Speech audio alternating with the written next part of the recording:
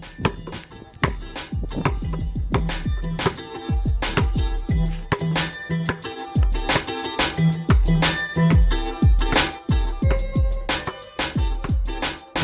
Hoop Heads Podcast is brought to you by Head Start Basketball. Hello, and welcome to the 36th edition of the Coach's Corner Roundtable on the Hoop Heads Podcast. Each episode of the Coach's Corner Roundtable will feature our all-star lineup of guests answering a single basketball question. A new Coach's Corner Roundtable will drop around the 15th of each month.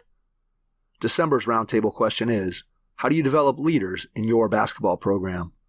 Our coaching lineup this month includes Erik Buehler from Chatfield High School, Jeff Huber from Westlake High School, Nick LoGalbo from Lane Tech High School, Matt Monroe from St. Ignatius College Prep, Matthew Raidbard, the author of Lead Like a Pro, Don Showalter from USA Basketball, John Shulman from the University of Alabama-Huntsville, and Andy Winters from Otterbein University.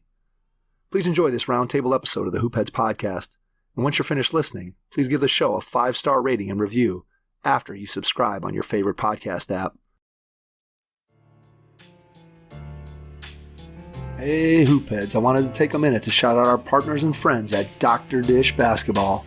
Their Dr. Dish shooting machines are undoubtedly the most advanced and user-friendly machines on the market. Sign up now for their Virtual Camp 2.0 featuring 10 days of workouts with pro trainers from the Dr. Dish family. Learn more at drdishbasketball.com and follow their incredible content at Dr. Dish B-Ball on Twitter, Instagram, Facebook, and YouTube. Mention the Hoop Heads Podcast and save an extra $300 on the Dr. Dish Rebel, All-Star, and CT models. Visit drdishbasketball.com for details. That's a great deal, Hoop Heads. Get your Dr. Dish shooting machine today.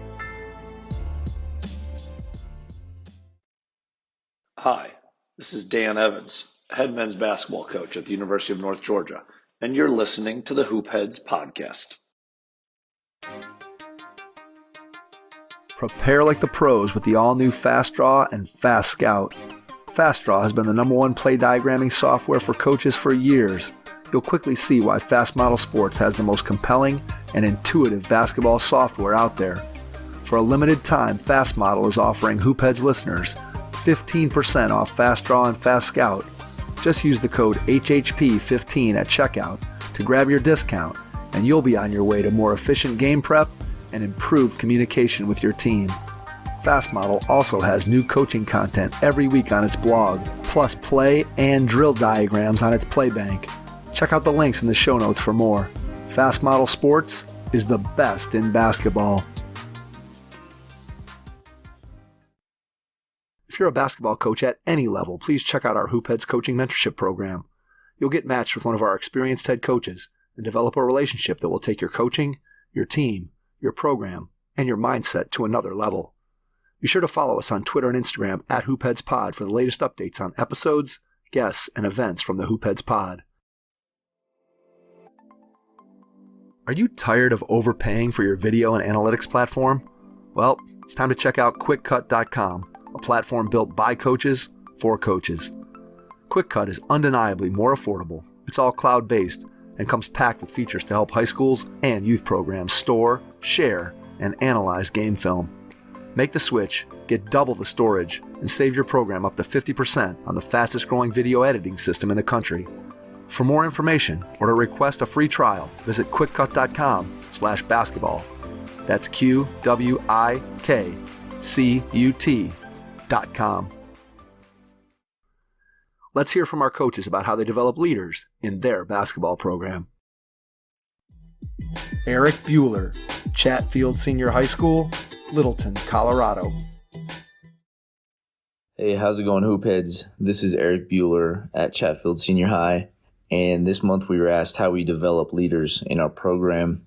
I think there's many ways to do it.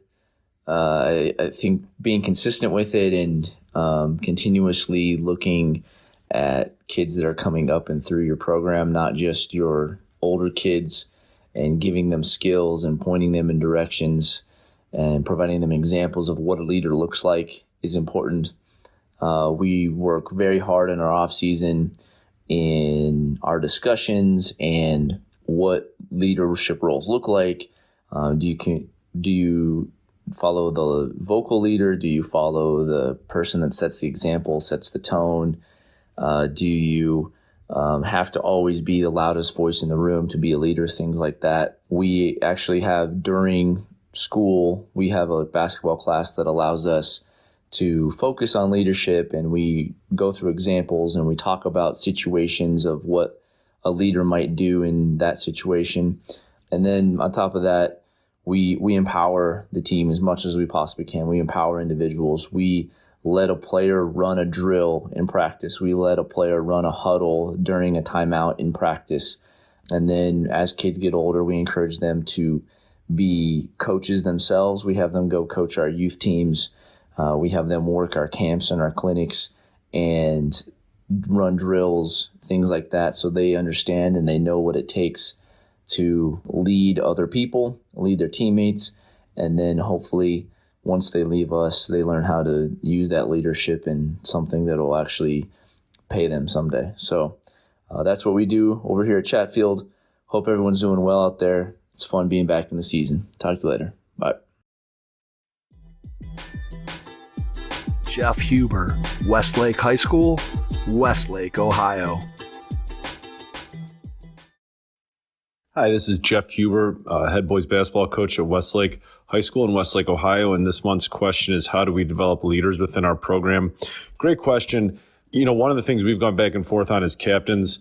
The last couple of years, we did not have captains. This year, we are having captains with a little different process for using a captain's council idea from JP Nurbin, where actually, as a team, we created a job description. Players had to either apply or be nominated, and then were selected from there, voted on by their teammates. And now that we've done that, we're having weekly meetings with those guys and kind of have broken up our team into squads that they're each kind of individually responsible for to try and create some leadership opportunities for them. But one of my fear with having captains, and part of the reason we didn't do it in years past, was I don't want it to seem like only those couple of guys are expected to lead. So we also do quite a bit of leadership talk and development with our whole team. We've used the Lead 'em Up program in years past and are continuing to use that within our program. And then we've also just tried to create opportunities to lead. We talk a lot about this idea of beating the coach, where if they're sensing something in practice, their job or their goal is to address it before we as coaches have to step in and address it. And I heard not too long ago an interview with a guy who defined leadership, and I love the definition. He said simply, leadership is making a situation better. And I love that because it was so simple. I think sometimes leadership, this idea of leadership can almost seem overwhelming to players. And so we've been trying to share that idea with our players, is just in this situation, what could you do to make it better? And then actually taking that step is leadership. And so those are some of the things that we've been talking about, some of the things that we've been doing that I'm hopeful will have a positive impact this season. Thanks. Nick LoGalbo, Lane Tech High School, Chicago, Illinois. Hi, this is Nick LoGalbo, Lane Tech Basketball in Chicago, Illinois. Today's roundtable question: how do you develop leaders in your program? Another great question and something I reflect on a lot. I think the first thing is that you make sure that your leaders understand the standards of the program and the vision of the program. And that's done through one-on-one meetings and conversations, and regularly checking in with them before practice, post practice, on the bus rides to games, about the standards, and asking them if they feel the standards are being upheld. But I think the other really big thing that I've learned over the years is that if you want to empower your leaders to lead, you have to give them the space to lead.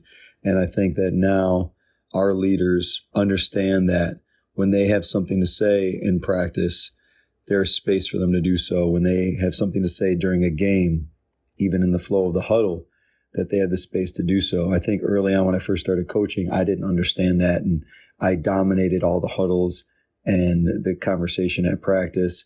And I think that was my own insecurities, trying to show them that I knew what I was doing. But now, as I'm been doing this for a while, realizing that giving them some space and giving the opportunity in practice, we work in every practice plan has just different performance questions and debriefing opportunities for our leaders to voice their concerns, opinions, answer questions. And I think that's really the big key. So anyway, hope that answers the question. Excited to hear what everyone else has to say.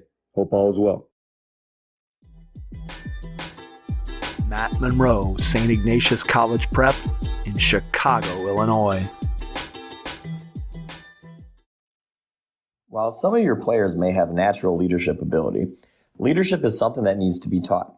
Developing effective leaders not only has a positive impact on your team, but it gives your players a tool to help them be successful beyond the basketball court. Developing leadership is something you have to be intentional about. It takes time, effort, planning, and patience. One of the best ways to develop leadership during a season is to manufacture opportunities for your players to lead as often as possible. Whether it's giving them a voice at team meetings, having them lead drills at practice involving them in game planning, or seeking their input regarding issues involving your team, it's important to empower your players to lead as much as you can.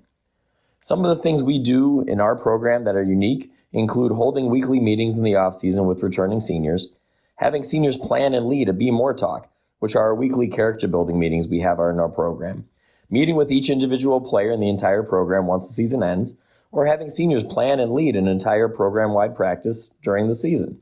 Whatever you decide to do, it's important to be intentional about building a culture where players have ownership in your program and truly feel like their voices are being heard. After all, a player-led program is much better than a coach-led program. Matthew Raidbard, author of Lead Like a Pro. Hi, everyone. This is Matthew Raidbard, former men's college basketball coach.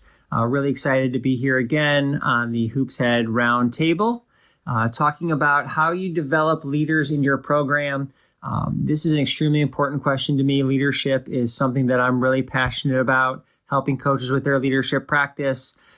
How coaches develop leaders in their program is a really essential part of helping their program be successful and helping their athletes be successful. And I think coaches should do this by allowing space for their athletes to be able to develop their leadership abilities. And the main way I encourage coaches to do that is by creating that space for their athletes to be able to take on leadership roles for themselves. And one way to do that is for coaches to be conscious of not always filling the leadership space themselves immediately. So when coaches see something really good happen at practice or something that's very obvious that they need to correct, instead of automatically praising it or automatically correcting it, I encourage coaches to give it a second. Give their athletes a moment to jump into that leadership space and praise one another or help correct one another in a constructive way. Obviously, you want to facilitate things so that that's done in a way that is healthy and doesn't corrode your team culture. But that'll help your athletes be able to develop their leadership abilities and be comfortable in that space. If you're finding that athletes aren't naturally going into that space themselves, try prompting your athletes to step into that space and be comfortable. Oftentimes, a lot of them will know the answer or know what happened. They just won't be comfortable jumping into that leadership space yet, particularly if you have a young or new team. So you might need to prompt them to get into that space by saying, something really great happened on that play, or we need to make a correction on that play. Who knows what happened? Who knows what went right or wrong? And help them into that space. By doing that repeatedly over time, the leadership abilities of your athletes are going to take off, and the success of your team is going to take off as well, because not all the leadership is coming from the coaches. And oftentimes that leadership that comes from the athletes can be so powerful and influential, really help your team be successful. Don Showalter, USA Basketball. Hi, Don Showalter here from USA Basketball. The question for this month is, how do you develop leadership in your team? I think several different ways we try and develop really good leadership is, first of all, use leadership terms with your team. Like, for instance, I would tell our players, use your leadership voice so it projects. Use your leader. Where's your leadership stance? When you're visiting with, your head shouldn't be down, your eyes should be looking at the person you're talking to. That's showing leadership. So we use a lot of leadership terminology in practice. Leadership voice, leadership stance. We comment a lot of times on players that are showing great leaders, being great leaders. For instance, if somebody picks up basketball, you say, hey, that's way to show to be a great leader. So it's little stuff like that, I think, that really helps your team understand what leadership is. And then we never tell players, like if we say getting 2 lines or getting 3 lines, we never tell them who's the leader. We always want to see who's the leader. And so we'll comment on that by saying, hey, Jimmy, way to be a leader and get to the front of the line. So I think those things are really important to develop leadership in your team. The other thing is, I think, put them through very difficult, tough situations in practice. You'll see who your leaders are. We like to start, maybe we'll start a scrimmage with one team down by 6 or 8 points and see if they can come back and win the game or come back and make the game close. And then we comment on, all right, how did that happen? Who are the leaders that made that happen? So I think that's really a strong point, too, is how do you get your team to show leadership in practice is by making your practice out of their comfort zone. You make practice out of their comfort zone by doing cutthroat competition, a lot of competitive drills. Really brings that leadership voice out. And so I think those are some of the ways that we really try and develop leadership within our team. Thanks. John Shulman, University of Alabama-Huntsville, and the 720 Sports Group. Yes, this is John Shulman, head basketball coach at the University of Alabama in Huntsville. And the question is, how do you develop leaders in your program? Pretty good question. Not easy to do. You know, I've coached for 35 years total, 8 years in high school, 4-year stint when I was young, 4 years when I was a little older. Probably easier to develop leaders in high school than in college. They're kind of already made kind of who they are when they get to college. But I'm a big believer that, you know, a player-led team is much better than a coach-led team. Developing leaders, you know, as a coach, you want full control. And if you want to develop leaders within your program, you have to give up some of that control. I promise you, I will ask a kid into the game situation if I trust him on what D that we're going to play in a late game situation. It better be the one that I want, but it feels like it's his idea. I think you can go to kids and put the onus on them and what we need to work on. And somebody's going to say, Coach, we need to work on boxing out. And those kids that answer, I just think the more you ask questions and the more you give them input, the more leadership abilities will come out in a few of them. We'd all love to have a team full of leaders, but that ain't going to happen.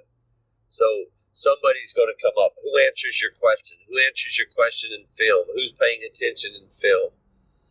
The more you ask questions, the more somebody's going to step up and make that decision on where you got to get better, what's wrong here, what's wrong there. So I think just asking questions in film, asking questions in practice, who's winning the sprints, who is first, you know, hey, we need 8. We need 8 over here on this side. We need 8 on this side.